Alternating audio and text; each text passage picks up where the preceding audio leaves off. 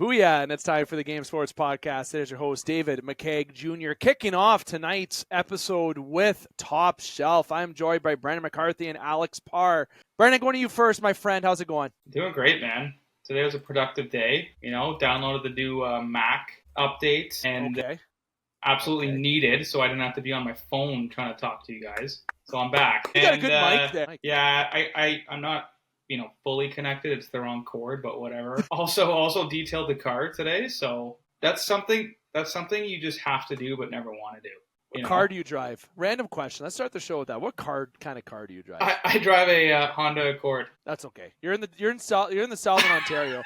Trucks don't exist in Southern Ontario. That is no. I don't mean that in a that's okay way. But saying that's a car. That's efficient. You that live was in a Southern shot. Ontario. No, you live in Southern Ontario having a car. When you're in Sault Ste. Marie, you need a truck to survive out here. It's the 2023 Accord, so it's actually it's pretty sharp. There you go. My girlfriend definitely rips me for it. Gets me from A to B. Who gives a shit? Love that.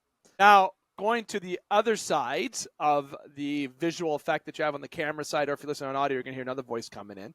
Obviously, no stranger to the show. I consider him one of the OGs. Maybe not the 2016 OG, but 2018. I think I got the year 19. right. 19 OG. Thank you for the reminder. He's wearing, if you're on video, a very sexy kind of flower golf type shirt. I asked him if he was golfing with Mitch Marner today, but we'll get to that in a second. We're joined by the one, the only Alex Parr. Parr, my friend, I missed you. How are you? I missed you guys too, but I needed this nice break. I still need this break, but here I am. Parr had paid time off to get away from Dave. Yeah, his paid time off was literally me sending him like some booze to have drinks, and he didn't get it in the mail though. I think I sent it to the wrong address. Yeah, I don't think honestly, you can do that. If us three were on a line together, we would not score because Dave would be like, I think we should do it this way. Parr would be like, I'm going to be late to the practice, and then I would be like, what time is the game? And then Dave would be like, give me 15 minutes. And then the coach would be like, you're all benched. But you know what? All of us would go to the wall for each other. I guarantee you. I like that. All of us would go to the fucking wall. I met Dave. I haven't met Parr before, but I feel like we'd get along. I met Dave, over 6 IPAs at a wedding. But I haven't met Parr, but I'm sure the camaraderie and the defense would be there. Yeah. It would be. Now, Parr, obviously you had a little bit of a time away. You've hit the links. That's all I do. And was Mitch Marner there, or is that true story? I've heard a rumor that you've been golfing with Mitch in Ottawa there. Dave, I didn't know fruit could hang that low, dude. No, Mitch Marner's not out on the golf course. Oh, damn. Mitch Marner's not taking up any space in between these ears. If you wear a blue and white jersey with a leaf on the middle, you ain't in between these ears. Turned it right off. Don't need to know. Don't need Frank Saravalli telling me doomsday's coming. I don't need none of it. None of it. And I'm going to stress to people right now, I'm not chirping that Mitch Marner's golfing. I am, but I don't mean to chirp that he can't. He can golf. He's allowed to, okay? But I'm just making a little joke just to try to get Parr revved up because I heard there was a comment on our latest post from Brendan who said it. Brendan, you said it on the clip. Parr would annihilate you right now if you were saying what you were saying. Parr, you can annihilate me now if you want. Annihilate me. No, nothing. There's nothing going on between these years that relates to that organization whatsoever, or the NHL as a whole. Honestly, like I said, if you're ready to talk Scotty Scheffler or what Max Verstappen did at the last race, I'm your guy. Hockey. If we have time, I'll let you get into that. If we have time, I doubt we will. But here's what I said: the one thing or two things. It's a two-thinger. That makes no sense. To begin, before we get to the Stanley Cup final, a two-thinger. The first thing is obviously Treliving had his, we're going to get a little bit of Leafs here. Treliving had his end-of-year press, and he was talking about changing the DNA of this team. And Brandon, I'm going to share some with you because we talked about this last week. I started men's league baseball, and we went out for beers at our longtime partner of the game, Sports Center Bar and Grill. My friend Nathan Inch looked at me, who is known as Intercontinental Inch. If you know from legendary parts on this show, like I'm pulling from the archives, looked at me and said, the Leafs need dogs. Dogs. Not just a Doberman Pinscher, not a pit bull, not an Aussie Doodle like I have, like my beautiful dog Blaze. Okay, it is, you guys, I'm really stressing the term dogs. Guys you want to go to battle for. that is what I want to see on the team coming up next season, if you want. And I don't even want to get into next season right now, but that was the mantra of what people are saying. And Tree Living mentioned changing DNA, right? Changing DNA. What does that mean to the both of you when you hear that? Parr, I know you've deleted, but now you've heard me say that. So I'm going to go to Brendan first. I'm going to say, what do you think? What comes in your mind when you hear change DNA? Then Parr, you can jump right in after and tell me what you think. Well, Parr, I'm sure you'd agree. I thought the DNA was supposed to change when they hired Mike Babcock in 2015 when he said pain is coming. He tried. That was 10 years ago. And then fast forward to 2023 when they signed Tyler Bertuzzi and Max Domi and Ryan Reeves. Trey Living said, I want some piss and vinegar and snarl. It's like, is that the DNA change? Is that the DNA change? Like, interesting comments, but I think fans were probably taking that as like, we've been saying that every year. But I don't think there's ultimately going to be a belief back within the fan base unless that core four is blown up, because they've clearly shown that they can't win together. So I think a DNA change means not getting a guy on a 1-year deal or, some gritty forward in the bottom six. It's nice, but I think it ultimately will come down to you have to let go of a chunk of that core four. Personally, I think Matthews and Nylander are the only guys staying. What about Alex Ovechkin? It took him 9 years to do it. Why not just keep trying? I said it on the last pod. Definition of insanity, doing the same thing over again and expecting different results. Right? That's Parr's favorite line. It worked for Washington. Why not just keep trying? I don't know if you're being serious or not. Parr's got this laid back, just played 18 holes mentality. I kind of like it. So what does that mean? There's got to be something in your mind that you can share for us. Listeners are waiting to hear from the magnificent Parr, or the shooting Parr, if you will. It's quoting your NHL tag. There's got to be something when you hear that or anything. I'm shocked. I'm shocked what's coming out of Parr's mouth. I don't know. Dogs. Exhaustion and defeat. No, what it is just like another year of being embarrassed. It's like this team that's all they do. They just make me feel fucking stupid every year. Parr sounds like Eeyore. He's like, yeah, whatever. Yeah, I don't know. Like, they just make me feel dumb every year, and I buy in no matter what they do, and that's just it. But when I think dogs in the NHL, I think about like guys that play with an edge.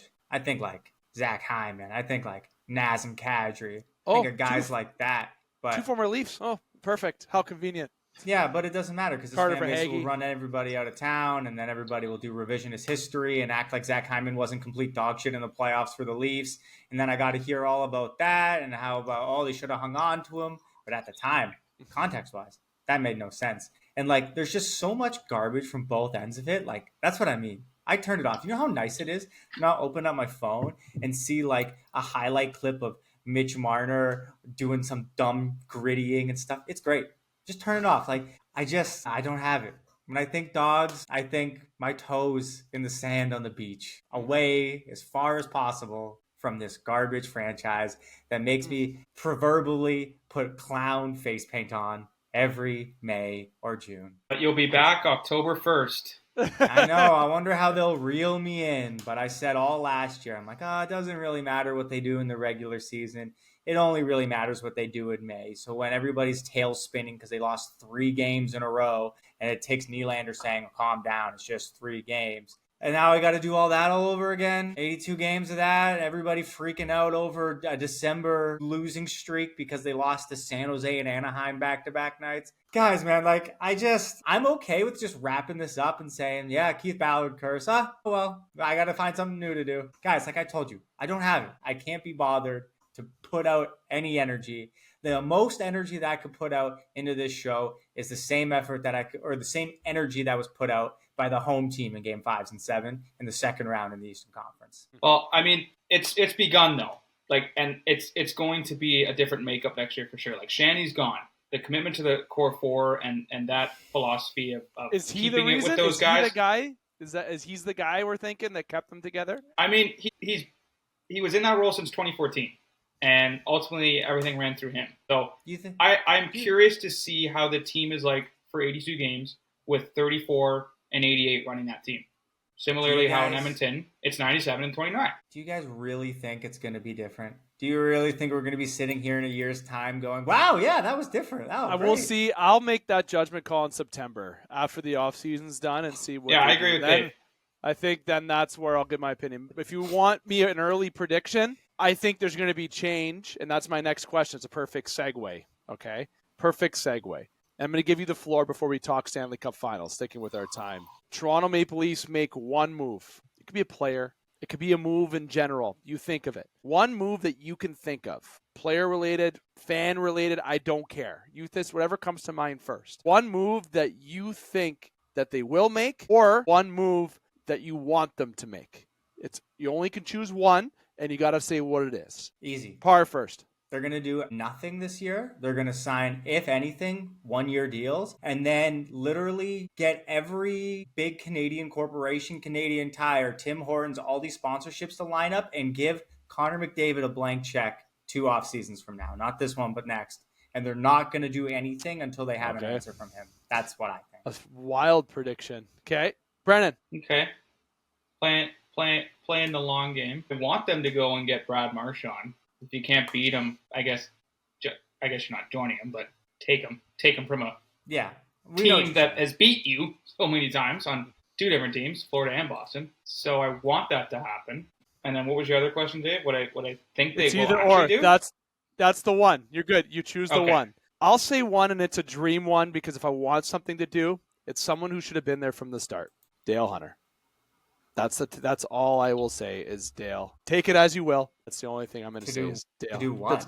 Doesn't matter. Dale Hunter. That's all I'll say. To do what? It's not going to be Shannon. It's not going to be Shanahan's role, because obviously that's not going to be used. But someone bringing in OHL coach and put him as president. That's a good idea. No, bring him in and work with Tree Living. Work with that team.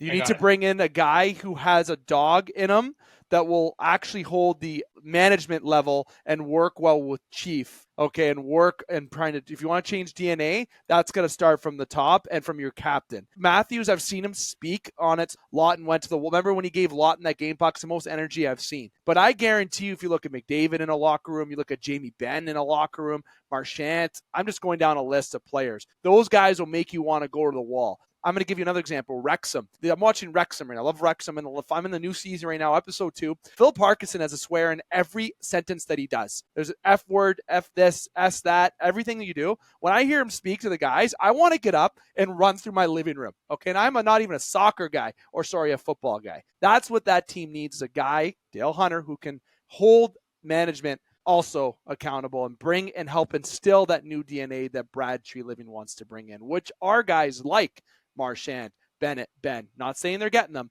but those are guys that you want to bring into the team that will help go to the wall for you, because that's what I haven't seen is guys show up in big moments. That's why I say Dale Hunter. He's a winner. Bring in a winner. Bring in Phil Kessel. Bring him back. Yeah. Get him that 1,000th. Love that.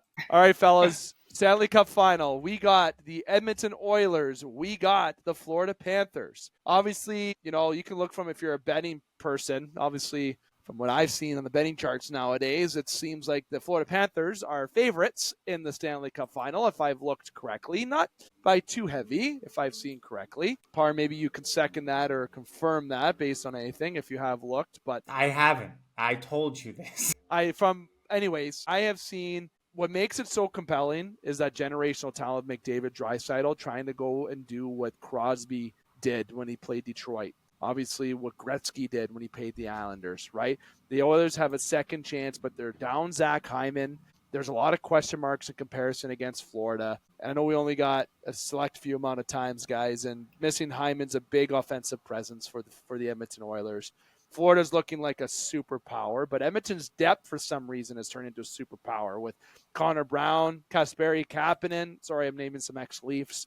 Some guys that are actually getting points. Corey Perry has more goals than there's 24 goals since the 2020 whatever playoffs, which is way more than Matthews, Marner, and Nylander combined. So it's unreal, the guys that show up to these big games. Corey Perry, obviously you got Bobrovsky, Kachuk on the other side. You got a very hard-nosed team and now a very hungry Marchand and Seth Jones looking revitalized. Parr, what's your take on the Stanley Cup Final? Early prediction.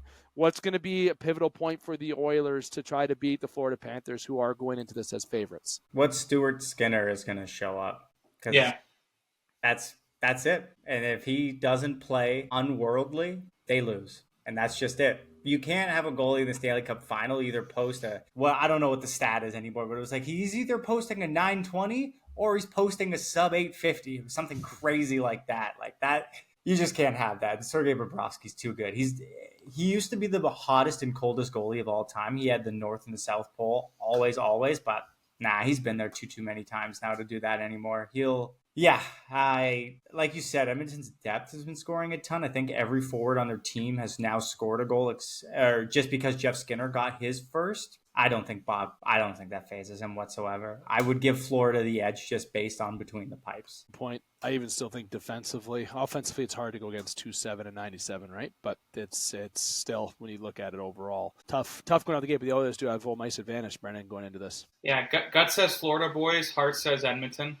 I'd have to agree with Parr regarding Skinner. I mean, you look at last year, games 1, 2, and 3, Bobrovsky was out of this world, like standing on his head, making jaw-dropping saves.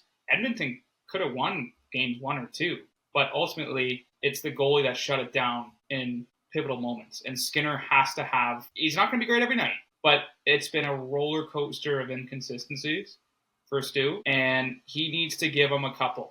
Because we've seen 97, he can will his team to a win, but he needs some support between the pipes. And Stu, I'm sure he's feeling it. It's a lot, but it's back-to-back finals appearances for Edmonton. You get another shot, right? I'm kind of getting the Four Nations vibe again. Canada versus USA, McDavid versus Tkachuk.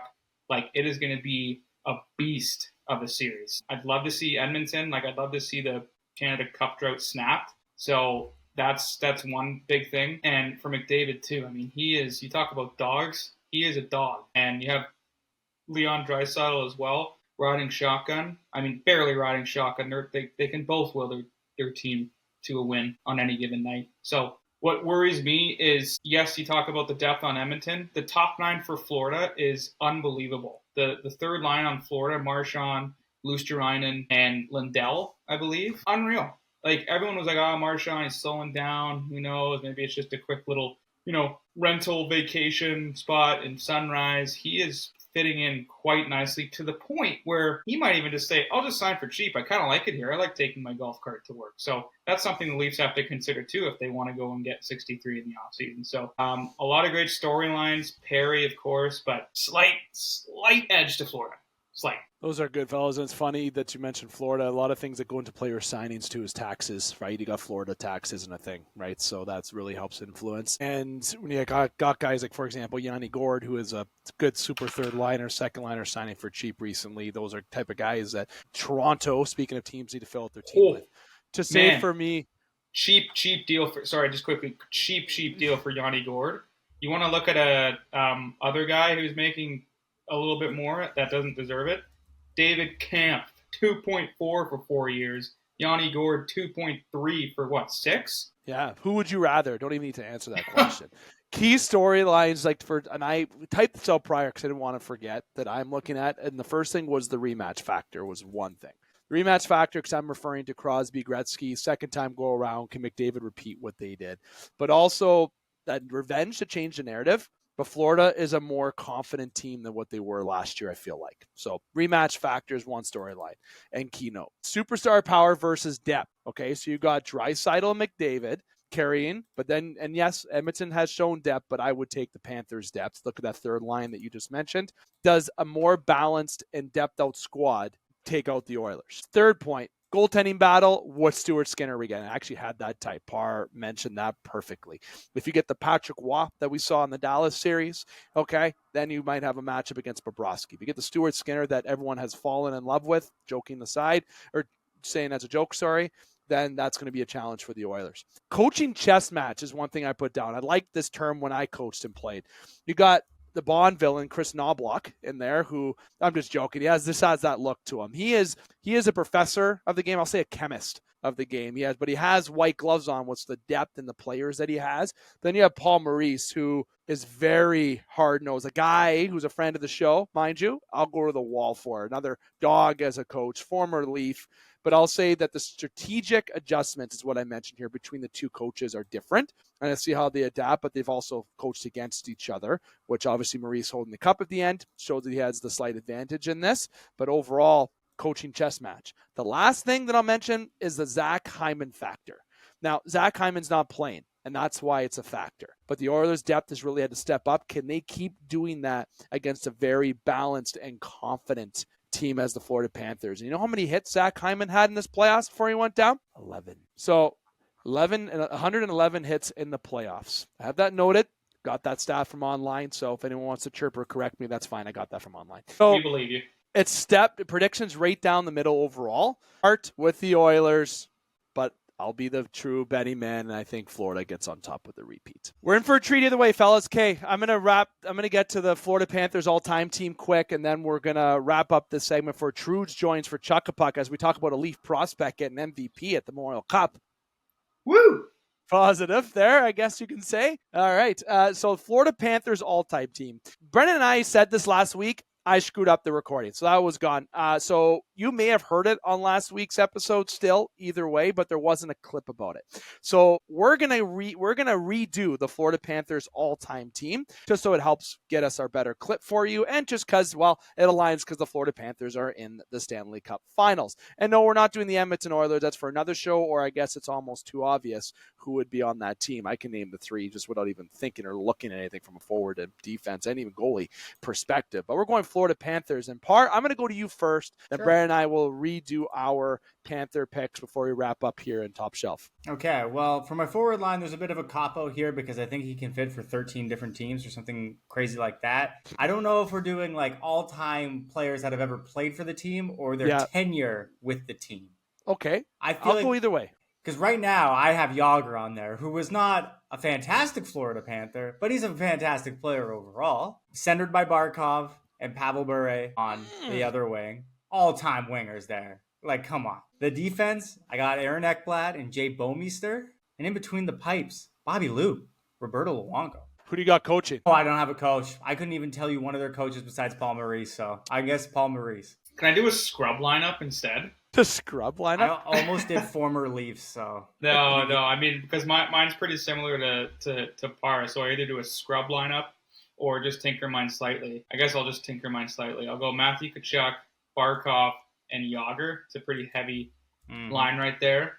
And then on the back end, I'll go Ekblad and Jovanovski. Ooh, yeah. And then in the pipes, I'll go Bob. And then as my coach, I'll go Andrew Brunette. Nice. Okay. No. I gotta go with Mo. But Brunette was there before the Tkachuk deal, so he kind of had to experience the dog days. So kudos to that guy. He went 51-18-6 with the team. So. Oh shit! Did he? Yeah, he was good. One division title. One so that would have been 2022. 21-22. Yeah, and then he won the President's Trophy that season. Yeah. Then I guess it wasn't dog days for Paul Maurice. Before people took Florida seriously. Yeah. I'll stick to the one that I had last week. I got Huberdeau on the wing, Barkov in the middle, and Olli Jokinen on the other wing. Okay, I'm going to go with that old adage. When I think of Florida, I do think of Olli Jokinen. On defense, mention, Stephen Weiss, by the way. Yes, good call. He was part of my scrub line. Nice. There's no scrub. But Ed Jovanovski, Jay Bouwmeester with Bobby Lou in net, and of course, friend of the show and Stanley Cup winning coach Paul Maurice from Sault Ste. Marie, Ontario. Okay, fellas, potential for scrub lineup: Stephen Weiss, Ryan Whitney, Brian McCabe, maybe like Alex Matt Alder. Why don't you Alex do both Whitney? Gustav Forsling, sorry. Ray and Ryan Whitney. Why not? Ryan Whitney, I think that was his last year in the NHL, right? He played like a dozen games and was like dashed. See you later. There was one player, and I mentioned him on my team, Joe Bouwmeester, went through the dog days. That guy stayed there and went through hell and back without playing a playoff game, almost like a Jeff Skinner-like, and then goes to St. Louis Blues and wins a Stanley Cup in 2019 against the Boston Bruins. So that is a dog. Staying in Florida, he must have just stayed for the weather. I'm telling you right now. He didn't stay for the fans because you know what? And I'm going to chirp Florida fans. for 1 second. What leg do you have to stand on? I don't give a shit. Fan. You're a Leafs fan. You gotta zip your mouth and know your role right now, buddy. Chanting USA is dog shit. Is that a Kelsey reference there? I'm going to say... Know your role and shut your mouth? I'm going to say chanting USA is no, and they only show up when they win. Not true fans. Sorry, dude, don't care. Don't care. If the Leafs won the cup, I'd chant for Lithuania. I don't give a shit. We don't have that leg to stand on. They beat us. You got to shut your mouth, and you got to take your medicine. You can't tell them nothing. Yeah. Well, fellas, it's been fun. Top shelf. We got Trude's is all set. Perfect timing because he's all set now, which goes nice for us perfectly here, which allowed us to talk a little bit longer as I was keeping an eye on Trude's to make sure he wasn't waiting. Parr, my friend, it was great. As always. Do anything you can where you're not thinking about David Combs' contract, okay? It's good for the psyche. It's good for between here. You got to put it out. You got to put it somewhere else. Trust me. It's worth it. Love that. Brennan, and thank you, my friend, for another fun episode of, segment. Sorry. Episode. See you, boys. Altogether. Top shelf. You guys have a good one, fellas. Parr will play some chow later. Shut up, Dave. You don't mean that. See ya. Love yous. See ya. Trude's my friend. Wow, he was very disappointed and upset that you will that I threw him right under the bus. I said I'm gonna play. You know what? He's gonna message me while we're talking. Yeah. And he's gonna be like, well, Dave, do you actually mean we're playing tonight? And I'm gonna probably not respond.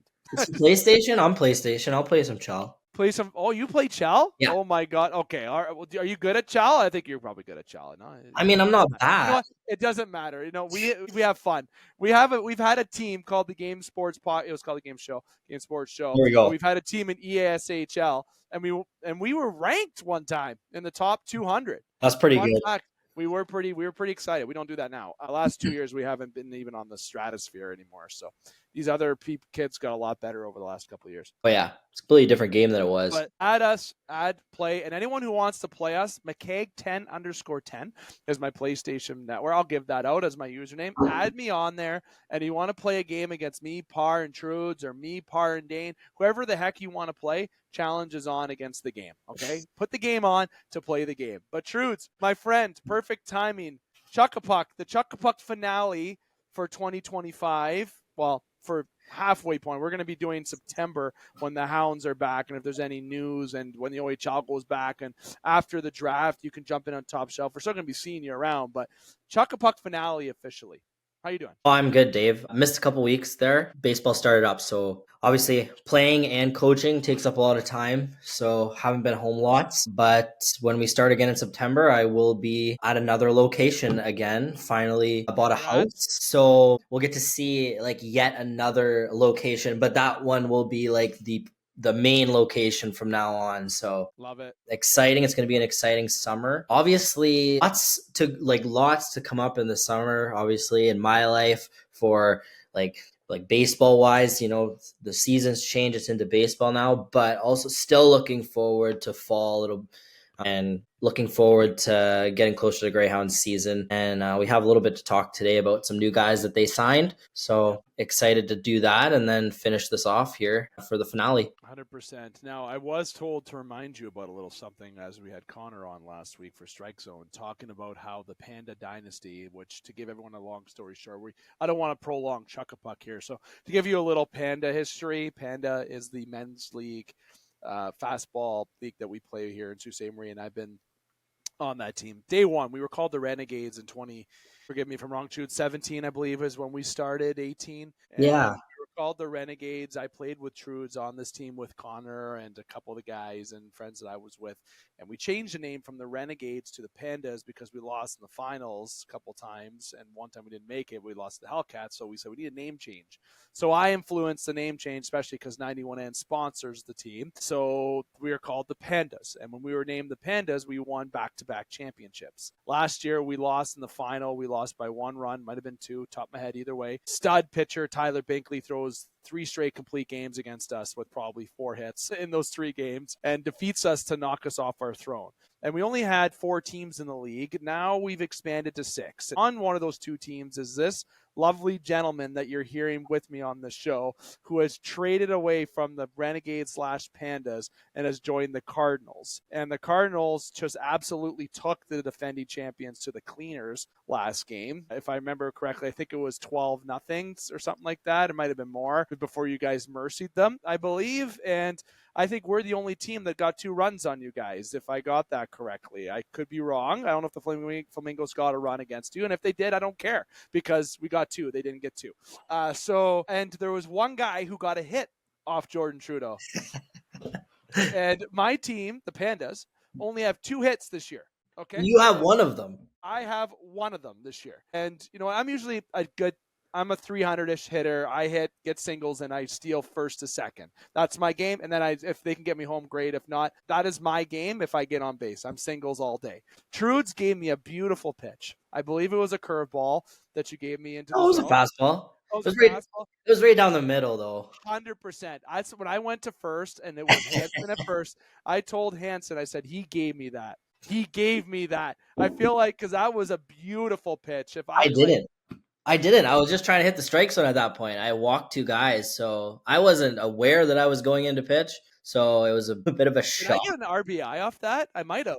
No. The runner just advanced to third, and then you might have. I might have got a ribby because we don't have no other hits this year. Yeah, remember. Shit, it doesn't matter. Point of the story, we got Chuck-a-Puck, and Trudes and I are in competition against each other, so I was reminded of when I was talking to Connor last week on Strike Zone to make sure that I talk about that on the show, that I got a hit off you. Yeah. But I also pitched against Trudes, and he saw my wicked fastball. Yes, I did. I think you got a hit off. I think you hit off me, though. I did, but we got thrown out at second, but it's all good. It's all good. You know what? That was fun, and I'm looking forward. That's going to be fun this year. That's fun. Getting back into baseball. All right, Chuck-a-Puck. Let's get to it. First, let's go to the London Knights. Let's go to the Memorial Cup first. Let's talk the Memorial Cup, and obviously the MVP of the Memorial Cup being Leafs prospect. No Leaf fans love that, of course, trying to get any glimpse of hope after that awful Game 7 performance against the Florida Panthers, as you heard us talk about again kind of on the last little bit with Parr and Brendan, as we talked about Brad Treliving's comments at his press conference. But the London Knights win their 3rd Memorial Cup, and Dale Hunter, who I've mentioned I would love the Leafs to bring on because he's a dog and he wins wherever he goes. I don't care if you want to translate junior to NHL. It doesn't matter. The guy has a DNA in him to always win, and he's contagious to winning. He doesn't like losing. That's what I like about the London Knights. And I'm not saying I'm a fan. I know as an OHL fan and a Sioux Greyhound fan, obviously saying positive things about London is hard because they're always good. But you got to recognize and give credit where it's due, and this team was absolutely stellar this year. But I am going to say something. This is Major Junior, not the NHL. And I still say, despite what Easton Cowan did, despite how good he looked this year, there is points in his game that concern me, Truths, from a Leaf perspective. I get that little coastness that Willie Nylander has. I get that sometimes lack of intensity and undisciplined play.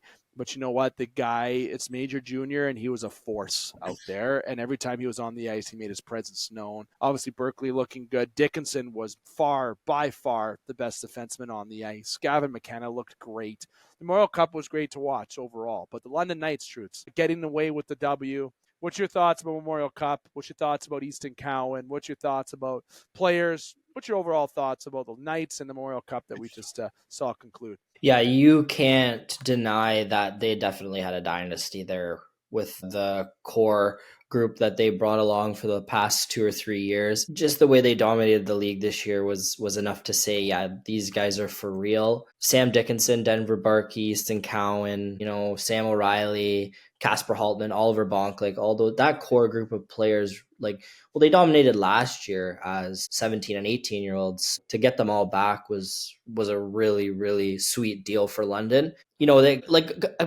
Really a player that I look at too, which is a really feel-good story, is Austin Elliott, right? Mm-hmm. He had one regular season loss in regulation. So that's it. He was 32-1 and he had one loss in the playoffs. So I think he only had 3 losses all year when you count that that Medicine Hat game in round robin. So he came from the Western Hockey League. He was a former Saskatoon Blade. And, he was brought in this year, and like what a year he had. Even though he may have been playing for the best, if not one of the best junior teams the past 2 decades, is still very impressive, that his record. So that was kind of one player that probably is going to get a shot at the higher level just based on his performance this year. We know all those other guys, they have their shots anyway. Sam Dickinson, Easton Cowan, Sam Dickinson with the Sharks, Easton Cowan with the Leafs, right?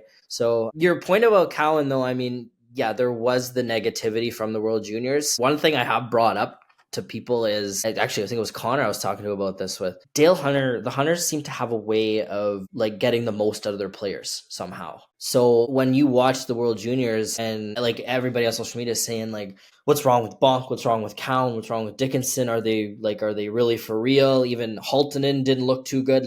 But for some reason, okay, maybe they didn't perform at that stage. Really small sample size, but like for some reason, the Hunters just find a way with the players that they have. And you can't deny it. You can hate them. You can dislike them. You can say that, I don't like them and I don't want to root for them, but you can't deny that they've built quite a dynasty of the London Knights. So you just have to hopefully get them when they're on an off year. So props to them on a great season, great couple seasons. Now they head into a little bit of a lull. Yeah, the Easton Cowan's gone. Sam Dickinson has a year left, but Dickinson's going to be playing teal next year with the Sharks, in my opinion. He'll be on he's going to get a lot of time. San Jose is going to play those young guys, and San Jose is going to be a force. I'm telling you right now, San Jose is going to be really good in the next few years. I'm just saying. So they're going to have a little retooling there, and Dickinson will be a part of that. Bonk is going to be gone, and O'Reilly's going to be gone. Haltonen will be gone. Well, Haltonen's also San Jose, but he'll be playing in the AHL. Yeah. Denver Barkeys will be in Philadelphia's system. Yeah. They're losing a lot of key pieces there. Yeah.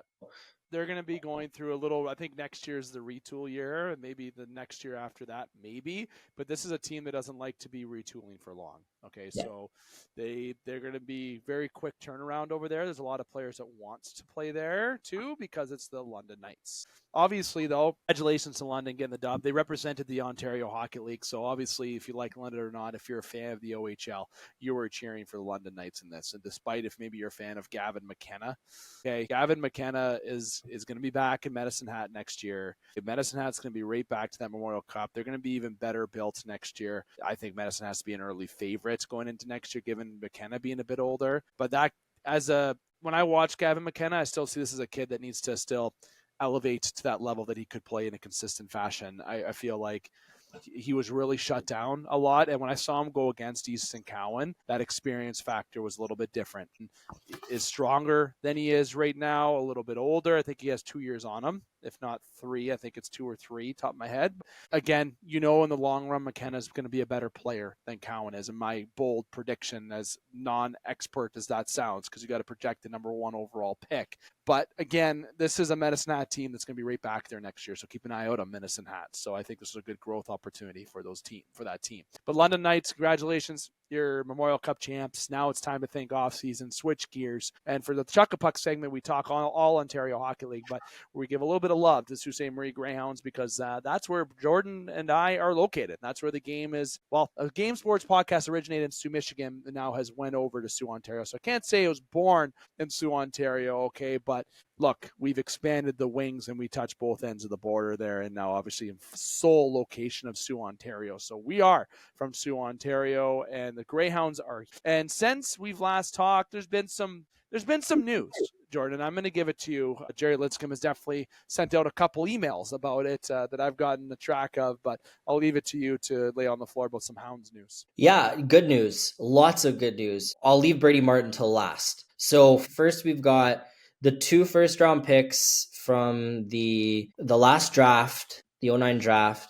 Noah Laus, which Bell's predicted right on the money. Very good pick. Noah Laus, he signs with the program, and a couple days later, Ryan Kaczynski joined the program. And if you want a bit of a pre-scout on these two players, I watched them both at the development camp. They will both they're both definitely ready to take on a role with the Greyhounds next year. Like easily ready. Noah Laus he's big. He's a strong skater. I really noted that he likes to go to the net. He likes to play around the net. Ryan Kaczynski he's got a lot of skill. He's very natural with his puck control and his puck movement. He may have been the most skilled player at that camp. So both of them will definitely play a huge part come next year. I think they're going to be both impact players to this roster. Ace Reed was selected to the 2024-25 first OHL all-rookie team. So he joined the team of Lev Katzen, Pierce Mbui, Dimian Zilkin, Cohen Eskawagan, who's from Manitoulin Island, and Alexei Medvedev, the goalie from London. So basically the top performing rookie, the top 5 performing rookies, top 6, at each position. He was selected to be one of the defensemen. So very good news for him, and obviously draft stock for him going up for next June. And then there's Brady Martin. I think we talked about Brady's performance at the IIHF before. Yep. I think we had one climb the rankings about that tournament. And now it's looking like he will not be there past the number 8 pick. Boston Bruins. He's been ranked by Craig Button at number 6. That's kind of what Sioux fans saw all year. Just the way his game is so easily transferable to the next level, I think makes him very, very attractive for a bunch of NHL teams, right? He can definitely play a physical side of the game as well as a skilled side. So, that's huge because he can fit right in on your 3rd, 4th line next year, if you really wanted to. So, yeah, he was one of the biggest jumps on Button's rankings. He went from 20 to 6 just from March to May. So, that draft happens at the end of the month. So it'll be interesting to see where he goes, what team he goes to.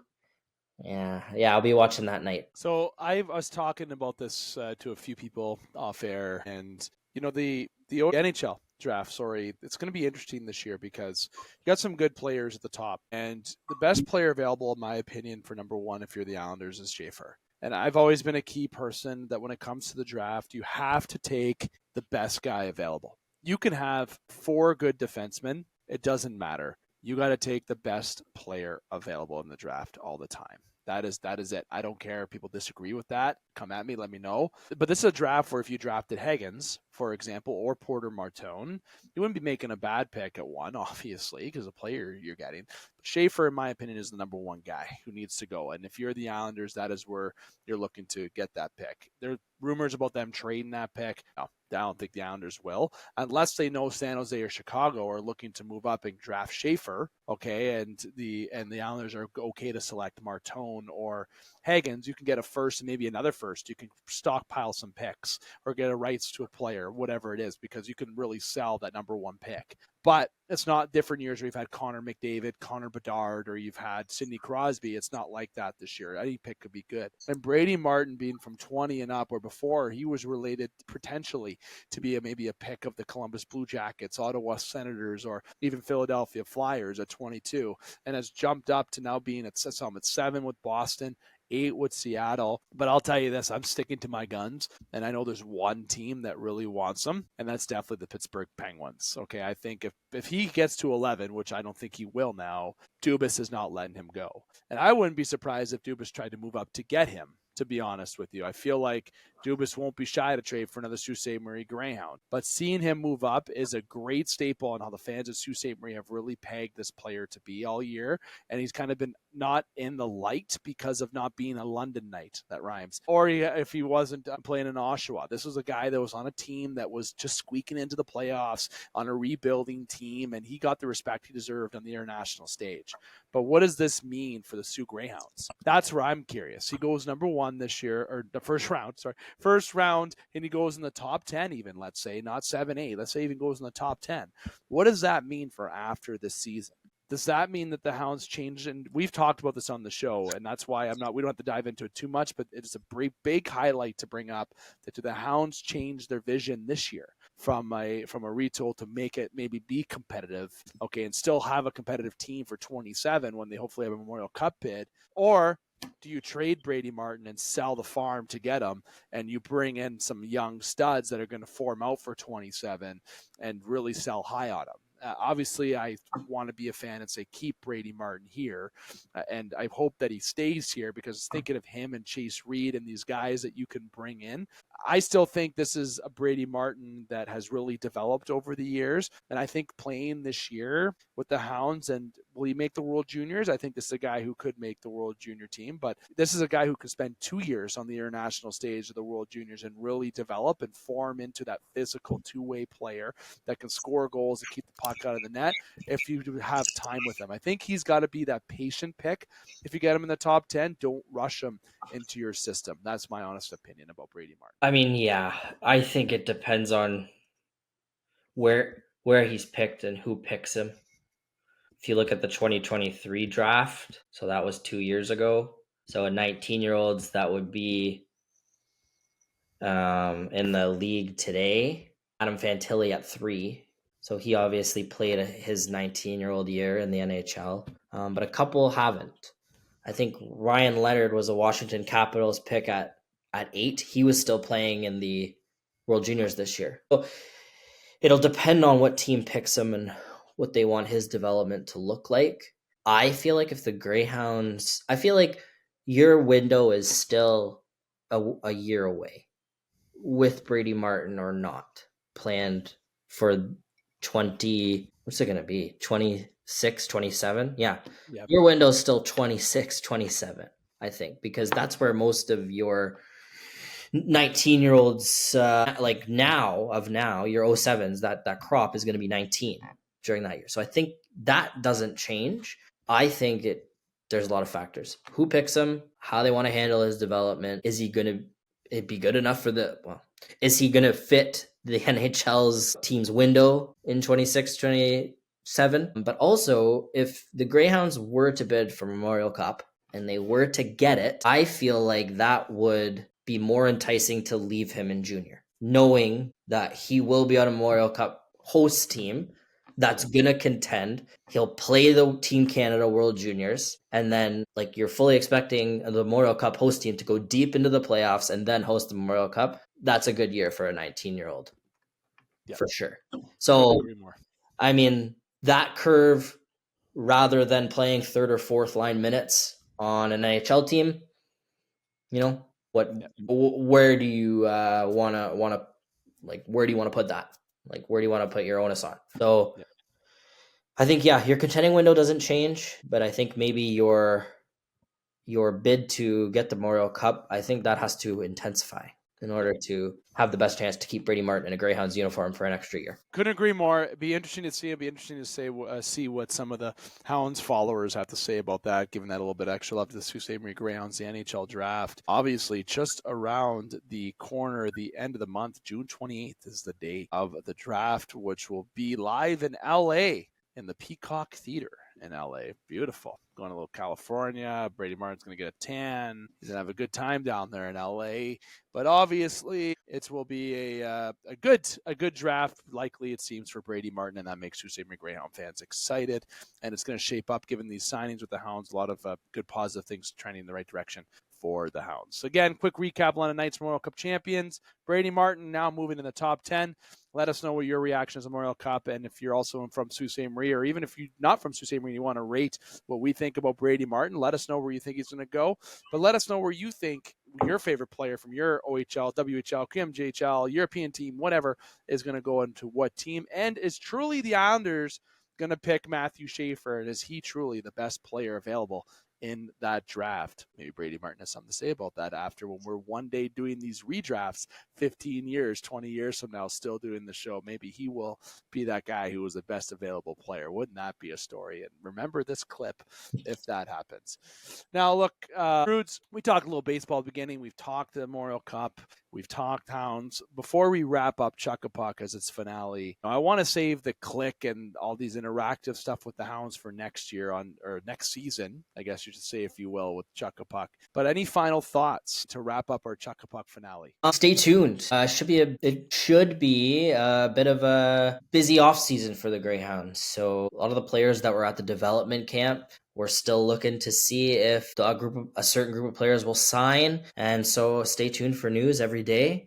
It can come up at any time. So yeah, should be an exciting offseason. And I think next year will be a really solid year for the red and white. Love it, Trudes. You know what? This year has been great. We've been talking Chuck-a-Puck, and we jumped right into it in the new year this year, and it created a lot of traction, little social media attention from the locals here in the Sioux. Obviously, they appreciate, and very excited for next year. Obviously, we've already started to introduce the new format that we're going to be following. It's a little teaser as we approach, but that won't be official till the fall comes anyways, because it's a very busy summer for both you and myself. You got the house, I got a son. The next time we do Chuck-a-Puck, yes, there will be a baby boy that I'll have to introduce on this potential future host of the Game Sports Podcast. So that'll be a little bit of change going into next year, but very much looking forward to Chuck-a-Puck next year, my friend. And it's been great for what we've done so far, and excited to what next season brings for us. Yeah, me too. I'm always a believer, What's your goal at the start of the season? Well, win a Memorial Cup. It's possible. Why not? Right? Why not? And this group can do it. This group can do it. Especially with that Chase Reed kid. David McCaig's a big fan of the Chase Reed kid. Big fan of Chase Reed. Travis Hayes, the whole group, really. They grew a lot. Over the course of the year, and they ended up playing so well in that Windsor series. Took some bruises, but hey, how are you going to learn, right? So excited to see where these kids are in the fall for sure. Love it. And make sure, everyone, that you're following the Game Sports Podcast for all the sports news you need to hear from a local, regional, and national perspective, taking the original quotes. And I will say the original quote: the Twin Sioux's only local, regional, and national sports show. That was the slogan of the game until we moved to podcasting. And I felt like I shouldn't say it because it was Scott saying, but you know what? Obviously, when we're talking Sault Ste. Marie Greyhounds, it just doesn't feel right not to say it. Something's telling me to make sure that I say that quote. So I've had to make sure I said it.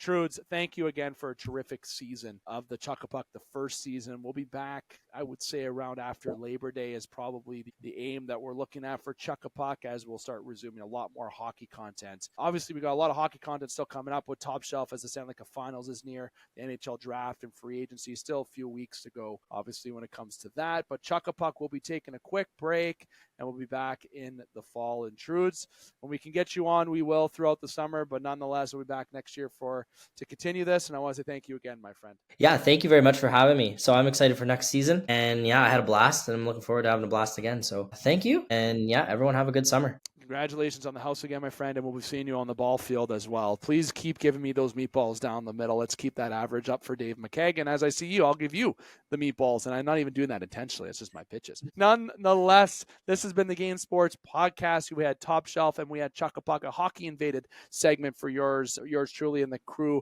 of the Game Sports Podcast today. Make sure you're hitting like, follow, and subscribe. I forgot to mention this at the beginning. Two things. We're in a vintage Game Sports Show shirt that was released in 2017. I still got it with the original sponsors that we had at that point. We'll be looking at some new merch in the fall. Very excited about that. But we'll also want to remind you to make sure you hit like, follow, and subscribe on TikTok. That's also Facebook. It's Instagram at the Game Sports Podcast. That is where you can find it. Don't forget, at the end of sports, there's an S, in case you can't spell. The Game Sports Podcast on social media. And 91 Network is what we're powered by. That's 91 Network, a YouTube channel that it features podcasts. We are on there, and we're also featured on Spaces, which is through Sioux Today and Village Media. Yeah, I blew it. I didn't say that at the beginning, but you get it now. So make sure you hit like, follow, and subscribe, and to check out those platforms. We do plan to be back next week, as we'll be into the Stanley Cup Final at that point, and getting closer to our summer. This is starting to show a little bit of summertime here in Sault Ste. Marie. So for those of you locally, make sure you enjoy it, and wherever you're from, enjoy your time with family and friends. And until next time, I'm here to remind you, keep your stick on the ice, swing your bats, catch touchdowns, drain your threes, and shoot your shots. Booyah.